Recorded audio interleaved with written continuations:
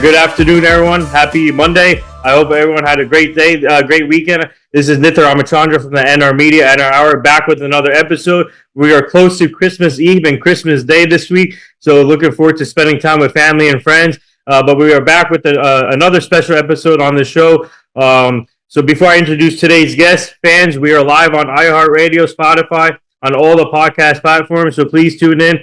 And everybody knows about the Spreaker app on my phone where the fans can tune in and ask questions. So if we have time, today's guest will answer some of your questions. And without further ado, I have Domenik Hixon. He's a former NFL wide receiver. He won 2 Super Bowls with the New York Giants, and everybody knows about those 2 Super Bowls against the New England Patriots, both of them against the New England Patriots. So we'll get to all of that. And not only he played for the Giants, he went to Akron for his college career, and he was born in West Germany, which was interesting. We'll get to all of that. And, he started his career with the Denver Broncos. Obviously, the second team was the New York Giants, Carolina Panthers, Chicago Bears. What a great career. He helped out the Giants to win 2 Super Bowls. He was a big part of that. Eli Manning, played with Eli Manning, a lot of great talent. So we'll get to all of that, his journey, his career. And we actually had his teammate Corey Webster on the show 2 weeks ago. So we're continuing the Giants trend here when it comes to Super Bowls and talking stories. And Domenik, I just want to say thank you for taking the time before the Christmas holidays. And how are you and your family doing today? Appreciate it, Nathan. Yeah, we're good, man. We're just enjoying this nice weather here in Florida, and like you said, getting ready for Christmas. Yeah. So yesterday, when I promoted this interview on the social media, my friend Ed, he's a big Giant fan. He actually met you in person. He posted pictures underneath on the thing. I don't know if you saw it, but No. So talk about, before we get to your journey and career, just talk about what was it like playing for the Giants fans, because the New York Giants fan base is amazing, even though they go through ups and downs, and they're going through a lot of downs this year. But just talk about the fan base in general when you were playing with the Giants. Yeah, tremendous, man. I mean, that's what made it fun. Just the commitment and dedication they had to the team, and the expectations that they had. I felt like they helped me raise my game up. Because I knew they were counting, on me and on the Giants. So it was just great to see, man. And I don't think I really understood until I got done playing football on how many Giant fans there are throughout the country. I mean, I've been different places, and you name it, the 4 corners of the United States, and there are Giant fans everywhere. So, shout out to them. I know we're going through a tough stretch right now, but, like I said, they definitely made it fun. Absolutely. Yeah, so I want to get into your career. Tell our fans you were born in West Germany, so talk about your early life and your journey, and how did you get into playing football? Yeah, so born and raised in Neunkirchen, Germany, and grew up on Kaiserslautern on the military base there, the Army base, and we started at our local youth center playing football. And then when I was about 10 years old, I had talked to my parents, and I said, hey, I'd like to go, and play, college sports. College basketball at the time was what I wanted to play. And my dad knew that being over in Germany, it was going to be hard to be recruited. So my mom, who's German, it was going to be a big move for her to transition to the United States. And so my dad put in orders with the Army to get stationed somewhere. And it ended up being, Whitehall, Ohio, the east side of Columbus. And so we ended up, moving over my 8th grade year. Right before I was, 12 years old. So, long journey, good journey. But yeah, my parents, they, I expressed to them I had a dream of wanting to play professional sports, wanting to play college sports, and they ended up making a move for me. Wow. Yes, fans, we are live with 2-time Super Bowl champion Domenik Hixon. Please tune in on the Spreaker app and on all the podcast platforms, and put your questions into the app. We'll answer some of your questions. So talk about your family, and obviously, we love talking about the families on these shows, and for your family having your support from day one throughout your career, once you started your football journey, and then winning 2 Super Bowls, coming, and then here now with your family now, with your wife and kids, and just talk about all your family, because it's really important, like a sacrifice, because you'll be traveling traveling all day throughout your career. So talk about what's it been like for your family to have your support from day one. Yeah, and that's what, you hit it right on on the head, just the support. And I always wanted to, for my mom and dad, give them, give them not only material things, but just let them be comfortable in life. They've worked so hard their whole life, and that was my biggest motivation of playing sports, is just to be able to kind of give back to them. And it was one of those deals where when I was drafted, it was a long road, but when I was drafted and started to make some good money, being able to, give my mom a car, give my dad a car, give them a nicer house than, probably what they would have had, while they were working. So just be able to do those things, super appreciative, blessed to be able to do so. And like I said, I'll never forget, sacrifices that they made for me growing up. Like I said, to be able to achieve my goals and, always be there for me. Yeah, you had a great high school career, man. You went to Whitehall Yearling High School. You played you did track, baseball, basketball, football. Man, talk about that. You were also a all-state point guard. So talk about being an all-state point guard, and you did you actually also cleared 6'5" in the high jump event. So talk about all that, being a multi-sport athlete, which helped you become a good football player too. Yeah, and that's one thing I try to stress to the kids nowadays, is that play as many sports as you can. Each sport help out the next sport, and it was fun, man. It was really fun. Going into my senior year, I was a 0-star recruit. Had no offers, no nothing, and I only had one official offer at the end of my senior year, and that was the University of Akron in football. And so I thought I was going to be either basketball or baseball bound, but I really didn't want to play football. So I ended up, committing in December, after Akron offered me. But yeah, still, I ran track, learned how to, get fast and be fast. And track was a lot of fun. I wish I'd have started that earlier, but, you only could play too many, so many sports. So, but it was a good time. And baseball was probably my favorite, probably my best sport, what a lot of my coaches said. And so we had a couple guys who were really good at baseball who ended up furthering their career in that. But I was always would have been interested if I'd have went the baseball route. Yeah, you would. Did you ever think because you had you had a great basketball career too. All state is a big thing for players, and did you ever think of maybe sticking with two sports at the same time? Like for example, what Charlie Ward did in his career, he was a point. He played the NBA, and then obviously college football. But did you ever think of having two sports, like sticking with two sports, or was it always Mm-hmm. Yeah. I mean, I always, thought I was a basketball player anyway. But it was one of those deals. Once I got to college, and just saw how much time it was going to take for football. Just for me personally, I came out of high school. I was probably 6'2", 150 pounds. Wow. And so I had to put on weight and do some different things to make sure football was, kind of my priority and where I wanted to be at it. So, and also I played defense my first 2 years in football as a free safety. Oh, wow. And so, with former teammate Chase Blackburn, me and him were both on defense my sophomore year, his junior year. And I'll mention this too. I had 112 tackles. He had 111. He's still asking for a recount, but yeah, I mean, so it was one of those deals. I probably could have did it, but I just wanted to be committed to football. Like I said, I really enjoyed the game, so I just kind of stuck with that. But we always, shot hoops and stuff with the basketball teams that were there, so it was always a good time.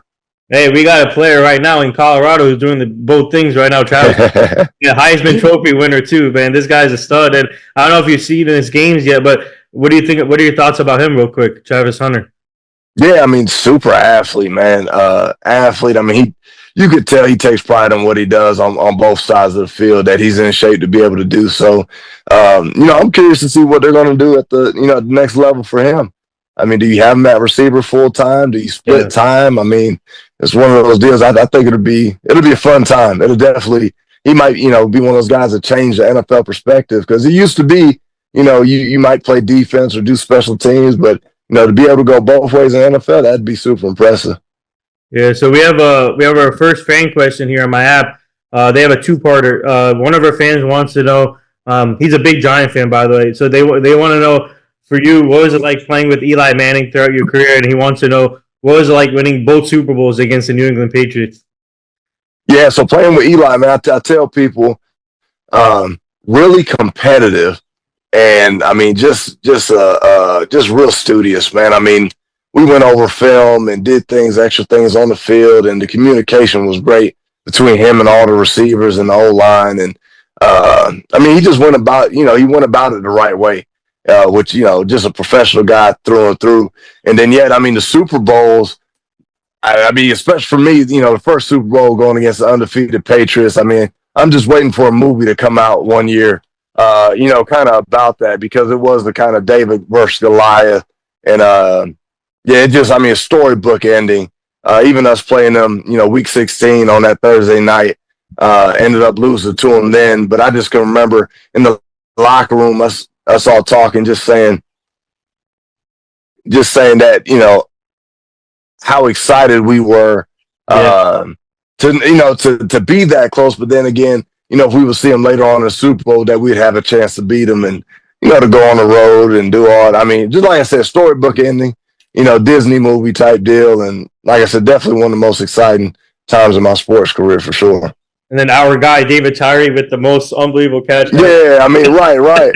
And look, and I tell people that practice for David that week was rough. Yeah, it was rough, and it was one of those deals. He came, stepped up, made plays, man, and like I said, like we knew he could, and yeah. I mean, I got he signed a picture for me with that catch that we got hanging out in the office, and like I said, even his whole story, and we can go, teammate to teammate, but his whole story about the things that he battled and went through, and just how blessed he was to be out there making big plays like that. So yeah.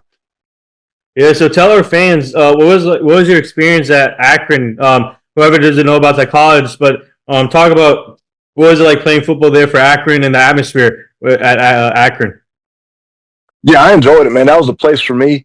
I mean, I remember going on a visit, and Marcus Hayes, I met him, Charlie Fry, Chase Blackburn was a huge reason I was up there.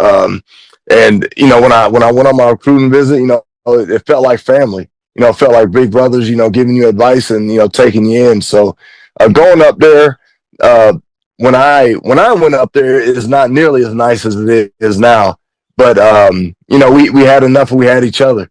And so we had a field, we had a football. We went out there and, iron sharpens iron. And we had a lot of guys that worked hard and put in work. And, a few guys, made it to the NFL to the next level. But I just remember when J.D. Brookhart came in and Coach Moorhead, who's currently there, and they switched me to receiver on, kind of like just thinking like what's going on. But they saw something in me to make that switch, which I appreciate. And but it was a good time. It was a really good time. Thankful they inducted me to the Akron Hall of Fame this past season, which was awesome. So I got to go up there and, the kids got to see, where Dad went to college at. But it's one of those deals. I see big things coming their way. They're in a transition period with this whole NIL stuff, which is extremely interesting to me. But I mean, great facilities, great field. You got some great coaches up there. So, I'm expecting them for, to compete next year for the MAC. Yes, you brought up a good point. Speaking of the NIL, speak on that real quick. What are your thoughts on the NIL that's going on right now in college sports and all college sports, actually, NIL? Yeah, I mean, it's just interesting to me that there's no cap on it, right? I mean, it's one of those deals where, I feel like, the big money is going to pull players. The commitment to not go to another team isn't there anymore. I mean, I saw just recently where there's a young man who's transferring to a rival team. And I couldn't imagine, me being at Akron and then going to transfer to Kent State, to our big rival. And, so it's just interesting on the dynamic of what's going on. But, I mean, it is a good thing that the college players are getting paid. I think that's going to end up keeping a lot of college players in college longer. I mean, if you're making, $1 million, $2-3 million, why not stay in college for 4 or 5 years, get your bachelor's degree, get your master's degree? And because, you go to the NFL, you end up taking a pay cut. So, like I said, it's just interesting. It's cool to see. But, yeah, and then even in high school now, I know down here in Florida, you got kids in high school doing NIL deals. Oh, yeah. So, yeah, it's like I said, it's cool to see. And I wish we had that back in the day. you know. Hey, that would have been perfect for you guys when you guys were playing the NIL, but now you're seeing the change, which is a positive for most of these players now when it comes to high school and college. So we have another fan question for you here. One of our fans Yeah. wants to know who was like the funniest teammates that you played with throughout your. The funniest, oh man, gosh, I think Tuma was hilarious. Sonoris Moss, Victor Cruz, he, he was a jokester. Man, I had a lot of them. D'Angelo Hall, down in Carolina, he probably was the funniest guy, man. He wouldn't stop. Oh man, he wouldn't stop. He was joking around the whole time. Uh, Vic, so though speaking of those receiver, talk about what was it like being with the receiving core? Plaxico Burris start your career. Victor Cruz, you just mentioned. David Tyree, Mario Manningham, Hakeem Nicks. So what was it? How special was that group for you guys during that year, during the Giants years? Yeah, I tell people, man, when they ask, oh, well, how many touchdowns did you have or how many receptions? I give them the numbers and they're like, oh, man, I thought it would have been more.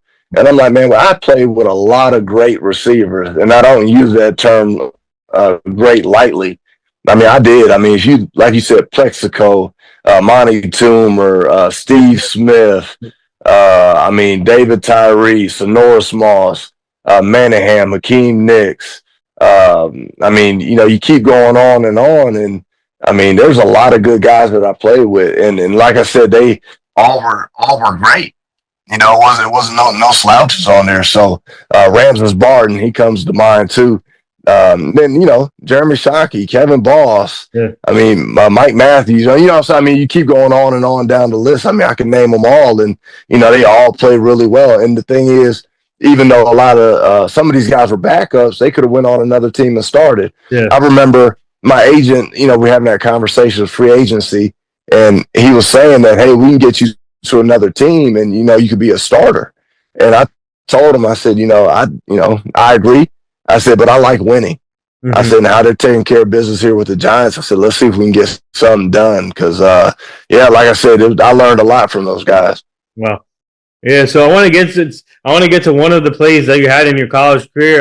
It was during the MAC championship game where Luke Getsy found you with one of these plays, and you guys became like the fourth quarter, earning its first MAC championship in school history. So take us back to that moment. And you were already winning in college. You won the championship in college before winning 2 Super Bowls. So basically, you're a 3-time championship here, champion. So talk about what was it like winning the first MAC championship in school history. Yeah, it was. Oh man, it was a good time. What people didn't see was how hard we worked to get there, but also that that wasn't the most talented team we had. I think that was the most committed team we had. Everyone had a role and accepted that role to be able to, to win the MAC championship. And that fourth quarter, I remember I was catching cramps in that fourth quarter, so I didn't play at all in that fourth quarter. And a young man by the name of Johnny Long had stepped in for me. It was a young guy at the time, freshman or sophomore at the time, and made some plays to be able to get us down, that close to the end zone. And so I remember sitting there laying on the ground. I was cramping up, and I was like, Lord, just give me one play. Just give me a chance. Just give me one play, and you take this pain away, and I'm gonna go out there and make a play for you. I'm saying, to give you all the glory. And for whatever reason there, we called a timeout. I think it was 17 seconds left. And I remember all the pain just went away for me. And so, I get up and, Coach Brookhart was like, are you good? And I said, yeah, I'm good. I'm good. So, we run in, we call the double post. And, Luke Getsy ends up putting it on the money, who's also the offense coordinator for the Raiders right now, which is pretty cool. So shout out to Luke. But, yeah, so he ends up, putting it on the money, score a touchdown. I remember Aaron Andrews came and interviewed me after the game, and I said, man, I just thank God and, give him all the glory, because I was hurting. I was hurting bad. That week before we played on Thanksgiving, and it was, 0 degrees. It was snowing the whole 9 yards. So I didn't even hydrate, playing in the dome up in Detroit. So, like I said, God took that pain away, allowed me to make that catch. And like I said, thank him for doing it. That I feel like that changed a lot, for my career as well. So, yeah, thank God. Shout out to Erin Andrews, by the way. She's one of the best in the business when it comes to covering people. We're obviously working for Fox with Tom Brady, Kevin Burkhardt. Man, she does a great job. Shout out to her. Yeah, so talk about your draft experience. You got drafted by the Denver Broncos in round 4, 2006, pick 130. So talk about what was it like waiting with your family and friends, and once you got the the area code from Denver, what was it like for you? Yeah, so I ran 4.340 at my pro day, and I ended up breaking my foot. So I was in a boot the whole time going on these interviews, these draft visits, and the day before the draft was actually the first day I had my boot off. I had a Jones fracture. Oh. And so I didn't know if I was going to get drafted or not.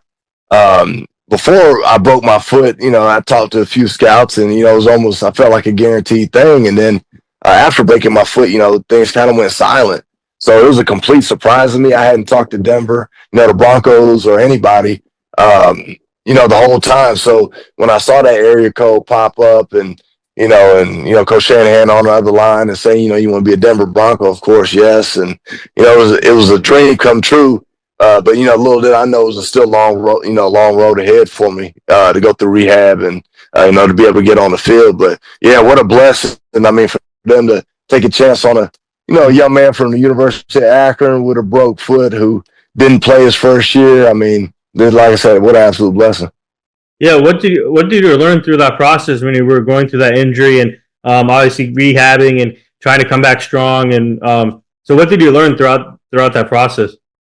Yeah, I mean, I learned that football is a strictly business because I ended up, going through rehab and I thought I was ready for training camp and, ready to get playing, and they ended up putting me on a non-football injury reserve, which I didn't like. And, because again, here I am trying to, kind of fulfill my dream of playing in the NFL, and, here goes another roadblock. So I ended up not playing my first year. And like I said, I was, disappointed to say the least.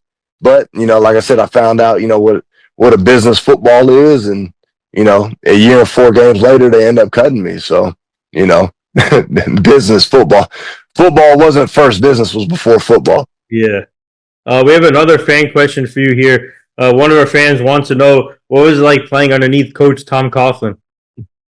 No, it was great. I mean, coming from a military father and being on a military base and, doing all that, I mean, he expected you to work when you were at work, which I think is not unreasonable. He reminded me of like a grandfatherly figure, always words of wisdom. We were always, I thought, very well prepared. I mean, for the Saturday night meetings, I mean, he would go through everything that you could think of, what the refs would like to call, like that crew. Like we'd have, certain refs that, hey, they really like to call pass interference. That's their most frequent call, or, offsides or whatever it is. I mean, he'd go through the weather changes throughout the game, the kind of hourly weather report and what to expect. I mean, we were always well prepared. I mean, I feel like he left no stone unturned. And, and he always had us prepared and ready to work. Yeah, so speaking of your first year going into Denver, you got to learn. By the way, you guys had a great roster there. Champ Bailey, John Lynch, who's now the GM for the 49ers, Rod Smith, another great wide receiver. Actually, Rod Smith was on the show actually a couple of, 3-4 years ago. We had Rod Smith on the show. So for you coming in as a rookie and not playing your first year, what was it like learning from those players, and especially learning from a receiver like Rod Smith?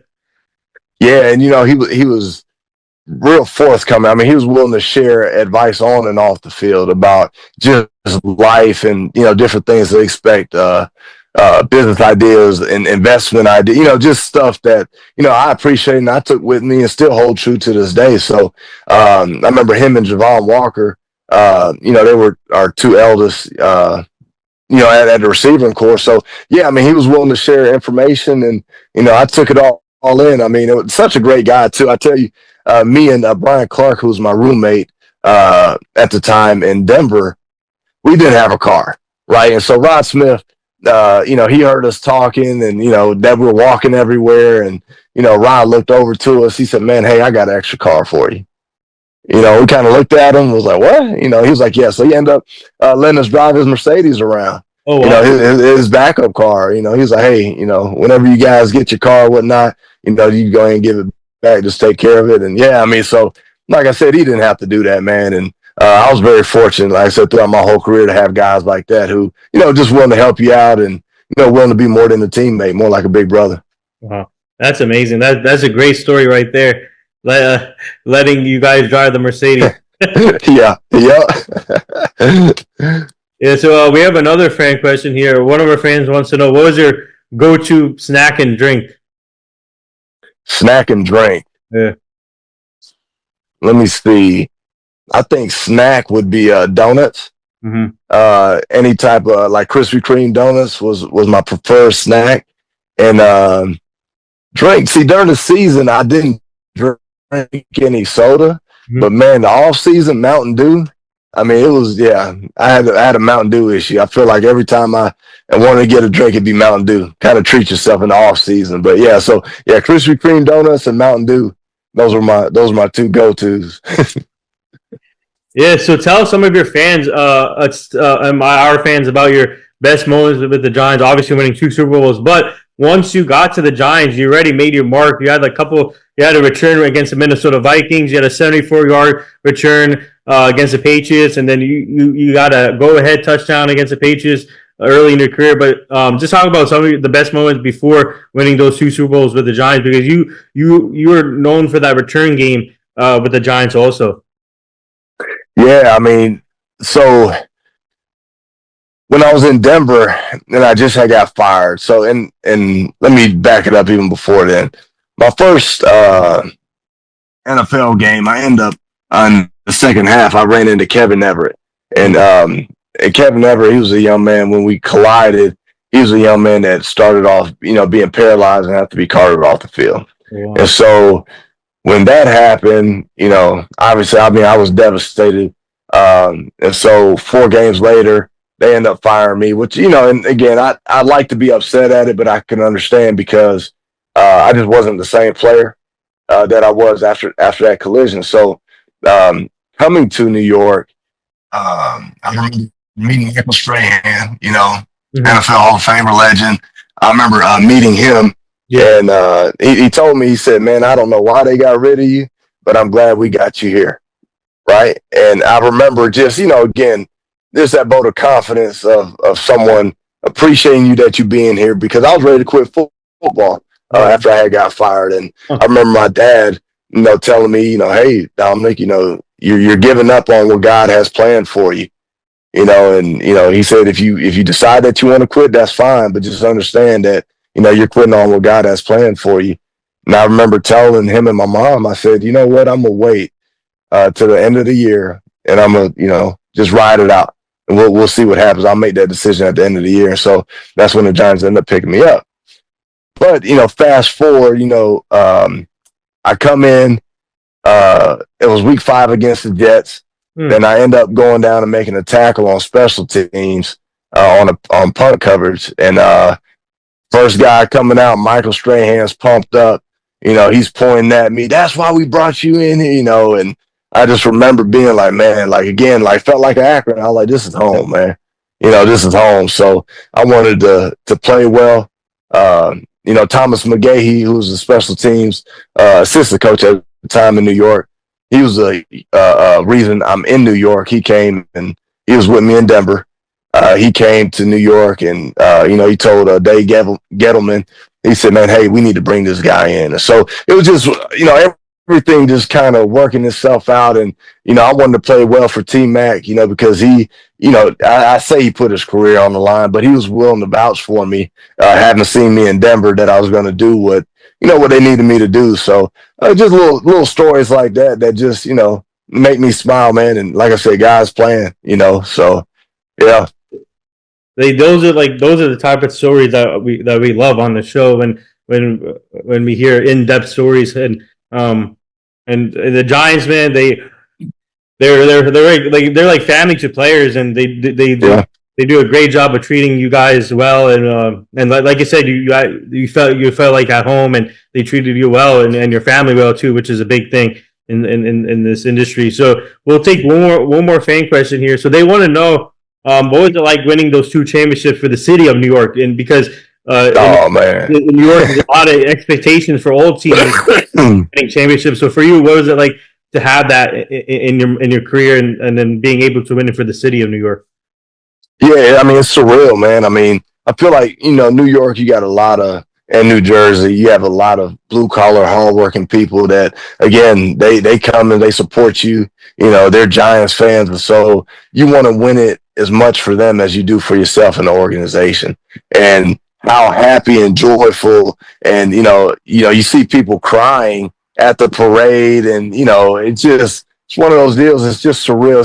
It still feels unreal looking back at the pictures, looking back at the video, and even the DVDs and the stuff on YouTube, and just, I mean, how unreal it was, and how much fun it was to go down to Tiffany's, downtown Manhattan at the ring ceremony, and even the reunions coming back, and like I said, seeing different fans just across the country, different Giant fans that, they knew where they were on that day we beat the New England Patriots that were undefeated. And even the second go around in Indianapolis, they know where they were sitting at, who was around. I mean, just to hear those stories from the fans, it makes it all worth it.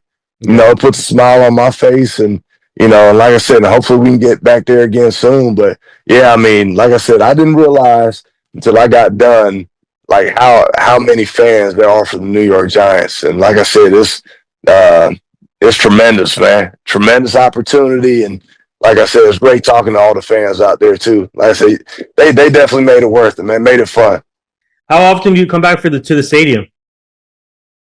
Yeah, we try to come back at least once a year. Okay. And again, the Giants, the classy organization they make it well worth our while to come back. And so, any opportunity we have, or, even away games, when they play the Saints, to go down there, or, the Buccaneers. But yeah, so, we try to come back at least once a year.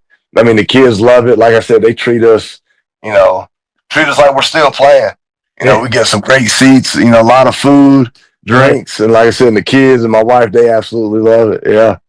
So before we let you go, would you like to give any shout outs on the show to your friends and family? Yeah, I mean, shout out to my wife, Ruth. Man, she's been, I could spend days talking about how supportive she's been after my career, and just trying to figure out life. And yeah, our 3 kids, Lorenzo, Samira, Aria. Shout out all my teammates, man. Shout out to wide receiver core, Plexico. Like I said, Sonoris, Steve, Toomer, Big Brother Toom, man, held it down. Manningham, Victor Cruz. I see he's doing a lot of golfing. Oh yeah, a lot of golfing. Actually picked up my game too. I may have to challenge him to a round or two. So we're gonna go ahead and get that set up. Hakeem Nicks, like I said, all the receivers, man. Eli, Giants organization, Giants fans. Shout out to Costa. So I'm not trying to be cool, but it's just so bright out here in Florida. I mean, it's really hot. So I was squinting earlier. I said I need to get my Costa sunglasses. Shimano, Albemarle boats, Super Bowl fishing team. We got our logo right here. Yep. Yeah, we caught a 148-pound tuna this year that won a tournament for us. So that was cool. Congrats. But yeah, man, and thank you. Like I said, appreciate you having me on, man. And like I said, I enjoy taking the time back, and just going down memory lane. So it's always fun. Hey, thank you for joining, man. This was awesome, and thank you to our fans for tuning in, asking great questions also. And Domenik Hixon, man, congrats on that fishing championship. Keep up the great work. We'll definitely stay connected also. And when you come to Jersey, let me know. We can meet up, hang out. And then I can get the gang back together with David, Tyree, and all, and we all can hang out when you guys come back. So, but keep up the great work. My parents live in Florida, also now, so I can come visit Right you on. guys too. Yeah. So, but Yeah, keep up come the on. great work and thank you again.